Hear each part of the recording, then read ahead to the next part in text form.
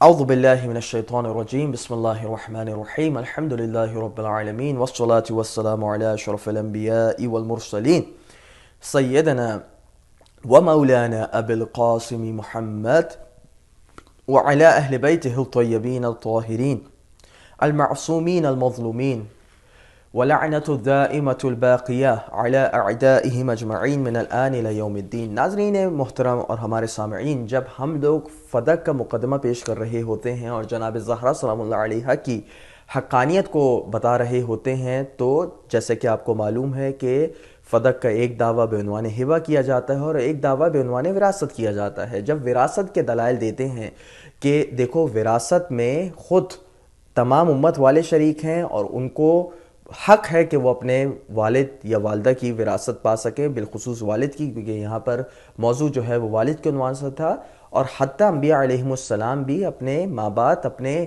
ورثہ کے لیے وراثت چھوڑ کر جاتے ہیں۔ چنانچہ جب یہ دلائل دیے جا رہے ہوتے ہیں تو موجودہ زمانے میں اہل سنت حضرات نے ایک اور منطق کو چلا۔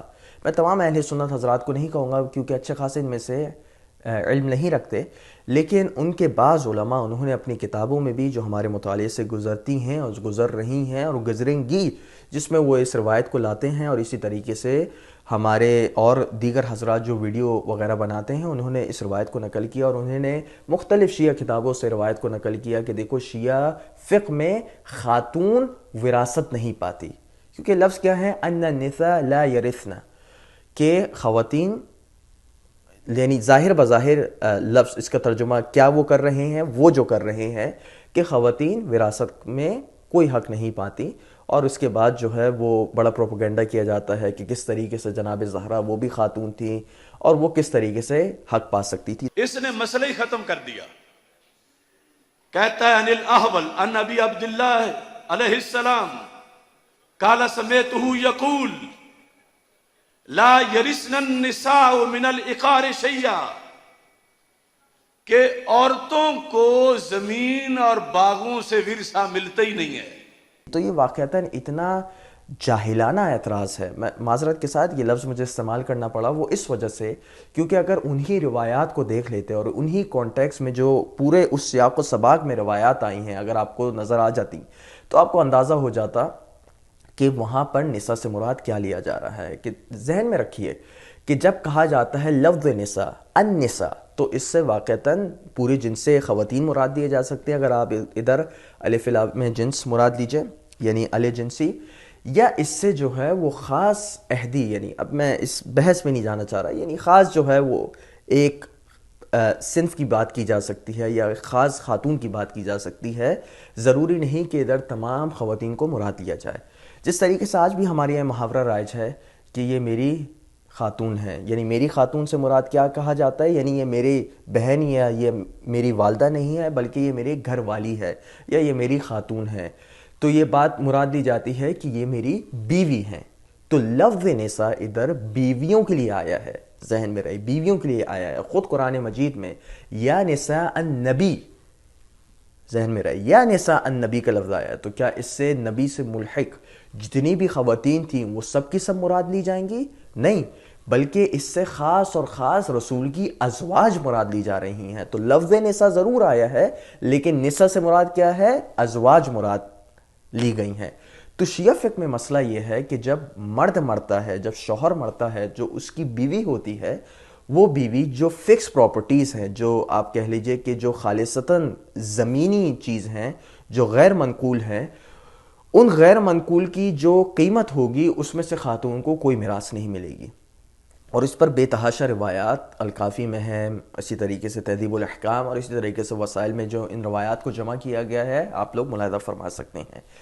چنانچہ یہ شیعہ فقہ میں ایک مسئلہ نقل کیا جاتا ہے کہ خواتین دیگر چیزوں سے وراثت پائیں گی، یعنی جو بیویاں ہیں، بیویوں کی بات، خواتین کی بات نہیں کر رہا، خواتین میں سے جو بیویاں ہیں خاص، وہ دیگر چیزوں میں سے وراثت پائیں گی۔ مثال کے طور پہ اگر جو ہے مرد جو ہے وہ فریج چھوڑ کے گیا ہے، یا مثال کے طور پہ ڈائننگ ٹیبل چھوڑ کے گیا ہے، ان تمام چیزوں کو میں سے وہ حقدار ہوں گی، لیکن وہ کن چیزوں کی حقدار نہیں ہوں گی؟ وہ خاص ان چیزوں کی حقدار نہیں ہوں گی جو اموویبل پراپرٹیز ہے، غیر منقولہ پراپرٹیز جسے کہا جاتا ہے، جس کو عقار یا ارض کہا جاتا ہے۔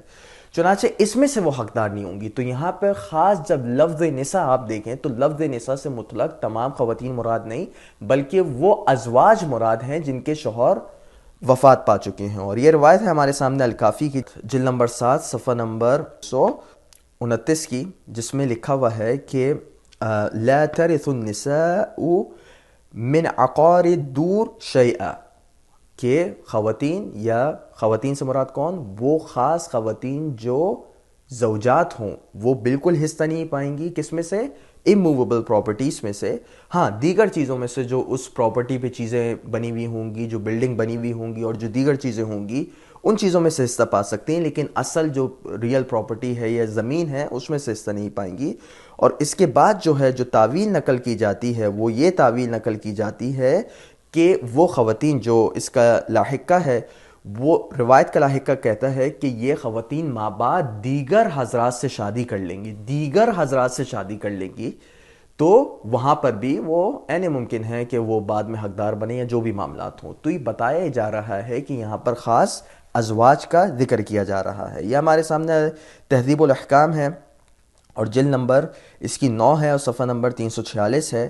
اور روایت یہ کہتی ہے امام باقر علیہ الصلوۃ والسلام کی کہ لا ترث مما ترک زوجها من القرى والدور الى الاخر، کہ خواتین ان المرأة، کہ خواتین یعنی وہ زوجات کوئی حصہ نہیں پائیں گی کس میں سے؟ جو اس کا شوہر چھوڑ کے گیا ہو، شوہر چھوڑ کے گیا ہو.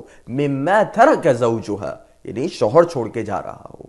تو اب دیکھیں کہ جو چیز شوہر کے چھوڑنے کے لیے تھی اور جو بیوی پر اپلائی کرنے کی تھی وہ کس پر اپلائی کرتی؟ وہ تمام خواتین پر اپلائی کرتی. جبکہ میں نے آپ کو قرآن کی مثال دی کہ خود قرآن میں بھی لفظ نساء خاص بیویوں کے لیے آیا ہے. اور یہی روایت جو ہے جلد نمبر 9 صفحہ نمبر 347 میں بھی ہے امام باقر علیہ الصلوۃ والسلام کی، جس میں کہتے ہیں کہ ان النساء لا ترث مما ترک زوجها. اور پھر روایت آگے بڑھتی ہے کہ خواتین جو ہے وہ یہ زوجات حصہ نہیں پائیں گی. کن چیزوں میں سے حصہ نہیں پائیں گی؟ جو ان کے شوہر چھوڑ کر گئے ہوں. کن کن چیزوں میں سے؟ پھر روایت کے جملے ہیں کہ ان چیزوں میں سے وہ حصہ نہیں پائیں گی. تو ناظرین محترم، آپ لوگوں نے ہمارے بیان کو ملاحظہ کیا ہوگا اور یقیناً ہم اس نتیجے پر پہنچے ہیں کہ جو اس قسم کی شرارت کر رہے ہیں اور اس قسم کی روایات کو بالکل آپ سمجھ لیجئے کہ جس کا منطوق کچھ اور ہے، جس کا بیان کچھ اور ہے اور اس کو بیان کسی اور طریقے سے کیا جا رہا ہے، تو ہم اس کی مذمت بھی کرتے ہیں. اور ہم یہ بھی کہتے ہیں کہ دیکھیں ہم وہی استدلال پیش کرتے ہیں جو جناب زہرا سلام اللہ علیہ نے خلیفہ اول کے سامنے، جو اہل سنت کے خلیفہ اول ہیں، ان کے سامنے پیش کیا کہ یبن ابی قحافہ افی کتاب اللہ ان ترث آباک ولا ارث ابی، کیا کتاب خدا میں اے فرزند ابی قحافہ یہ لکھا ہے کہ تو اپنے باپ کی وراثت پائے گا اور میں اپنے بابا کی وراثت نہیں پاؤں گی؟ لقد جئت شیئا فریا علی اللہ. پھر وہ جملہ پورا آگے بڑھتا ہے جو انشاءاللہ کسی اور دن کا موضوع ہے.